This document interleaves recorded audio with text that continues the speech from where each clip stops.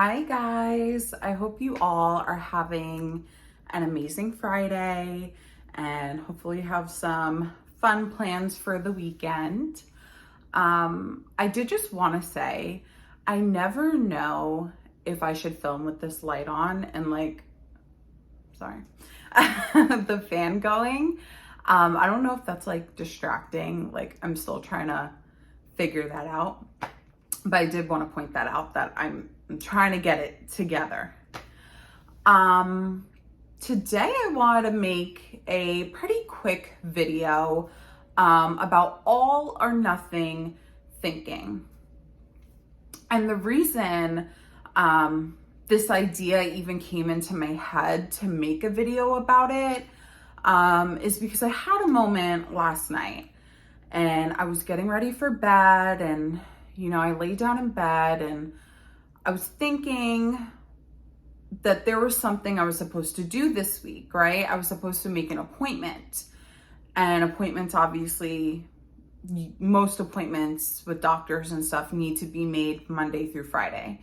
And so this Thursday night, getting into bed, and I'm thinking how I never made this appointment. And I was like, well, I'll just make it next week because I didn't make it the first 4 days of the week and there's only Friday left and whatever, I'll just do it next week. And then really quickly, I reframed my thought and I was like, Brittany, that makes no sense. You could literally call them tomorrow. They are open all day. You can make your appointment. You don't have to push it off until next week. And then that got me thinking, literally in that moment, I was like, I'm going to make a video about all or nothing thinking.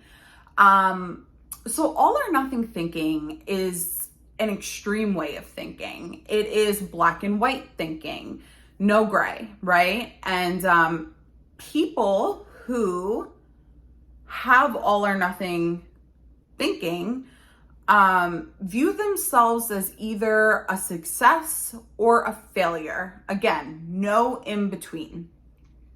All or nothing thinking is actually a cognitive distortion. And I want to do a whole separate video about cognitive distortions because as someone who has done years of individual therapy, group therapy, inpatient rehabs, I know a lot about cognitive distortions and they're really interesting and they're good to be aware of, to learn about and be aware that you're doing them because they will really help your healing journey. And so all or nothing thinking is a cognitive distortion. It's not a reasonable way of thinking, right? So I just want to tell you kind of how it's related to me over the years. I remember, so I'm 3 years sober now, but before this, I had stints of sober time, right?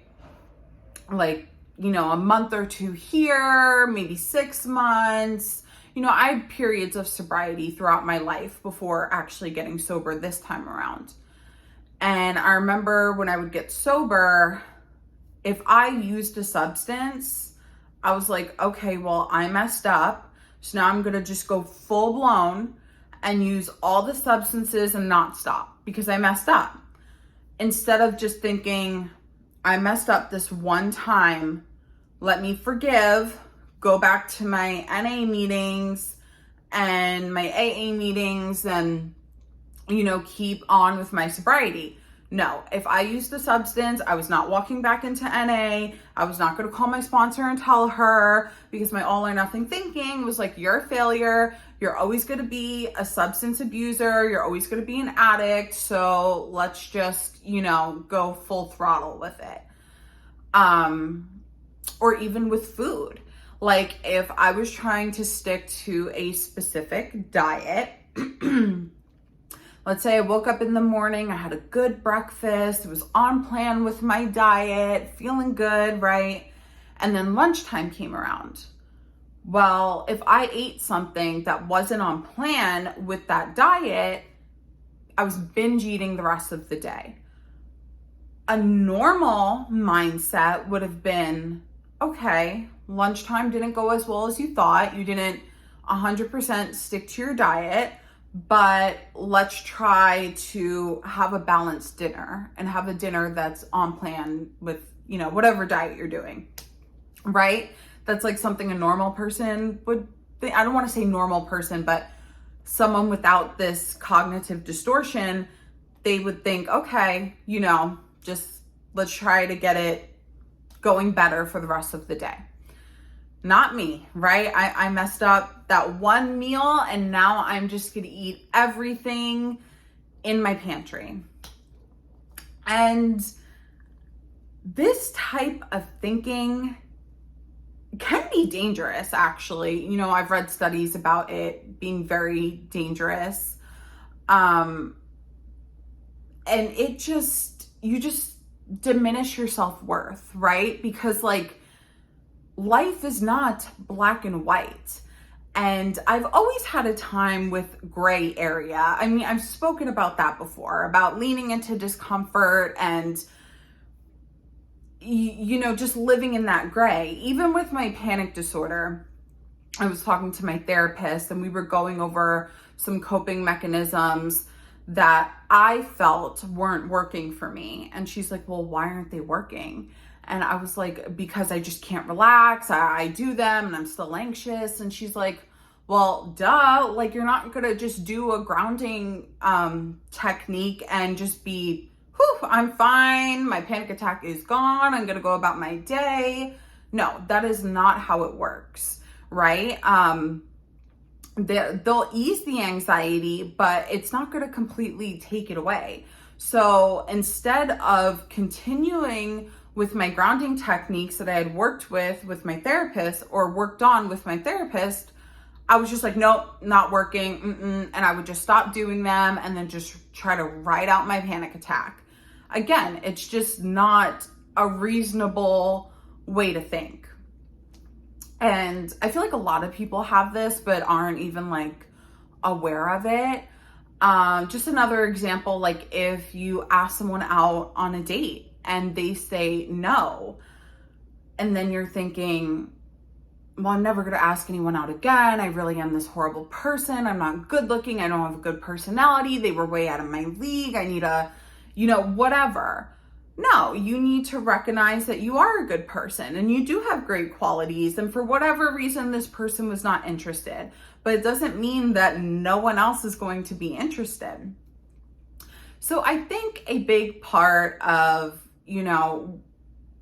trying to get control of your all or nothing thinking is just reframing. I feel I'm very good at reframing my all or nothing thinking now because I've been working on it for years and years. So be aware that you're doing it, try to catch it. Don't let that thought kind of take over, challenge it, reframe it. And also, I think recognizing your strengths and your good qualities, which I know is sometimes difficult to do. But once you recognize your strengths and fully accept that these are qualities that you have and that make you amazing and make you great, all or nothing thinking becomes a little bit more hard because, I'm not this failure because someone at work told me I did something wrong. I'm always here on time. I always pick up shifts. I always help out my coworkers when I can. And then you get this one bad, comment about what you've been doing at work.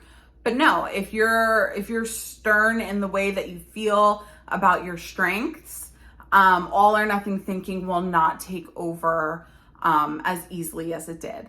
So I just wanted to share this super quick today, just because I had that thought last night and, just wanted to jump on here and kind of talk about it for a second. I know this is a really quick video and I want to do a whole in-depth video about cognitive distortion. So yeah, let me know what kind of content you want to see. I know I did something completely different yesterday, bringing my son on, and I had so much fun with that. And I think we're going to film another video soon. And then I was thinking maybe I'll do a day in the life of, me and my son, because my fiance had gone back to work. So it's just us now. And, you know, just kind of like the life of taking care of a type 1 diabetic and someone who struggles with a panic disorder. I don't know. So maybe I'll do that, but give me video ideas. I'm really up to talking about anything, you know. Now I'm just rambling, aren't I? Well, I hope you guys have the most amazing weekend. And yeah, I will see you guys next time.